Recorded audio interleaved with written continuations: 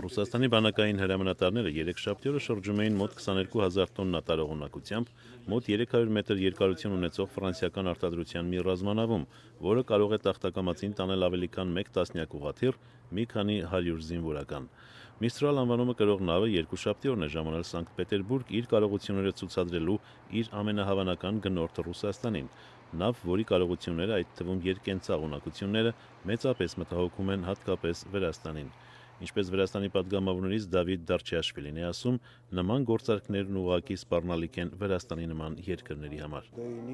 Ժամանակին հզոր նավատորմի տեր Ռուսաստանը Խորհրդային Միության փլուզումից հետո զրկվեց նավատորմային հեղինակությունից ու կարողություններից եւ այժմ չունի որևէ մեծ նավ, որը կարողանար խալիցք նետել այլ ափերում իր զորքերը տեղակայելու նպատակով։ Գուցե Վրաստանի մտահոգությունների կրակի վրա հավելյալ յուղ լցնելու նպատակով է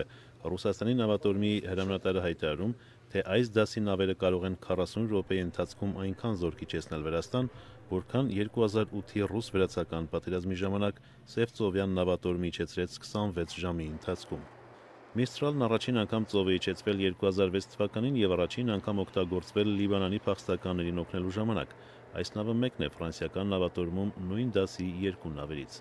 Կրեմլը վերջին տարիներին ձգտում է վերագտնել համաշխարհային մակարդակներում իր նախկին դիրքերը եւ իր ռազմանավերն է այդ նպատակի համար ուղարկել Սոմալի հսկելու ծովահենների կողմից վերահսկվող որոշ հատվածներ,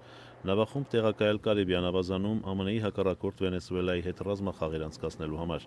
2008-ին իրականացված ռազմախաղերը մի տեսակ բռունցքի ցուցադրում էր ԱՄՆ-ի սահմանների հարևանությամբ, երբ վրացական պատերազմից հետո կտրուկ սրվել էին Վաշինգտոնի հետ Մոսկվայի հարաբերությունները։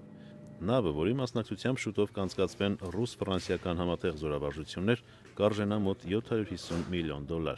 Բացի այս նավից Ռուսաստանը ցանկանում է գնել նույն նավից իր գործարաններում մի քանի նոր այլ նավ կառուցելու արտոնագիր։ Արամ Վանեցյան, Ամերիկայի ձայն, Վաշինգտոնից։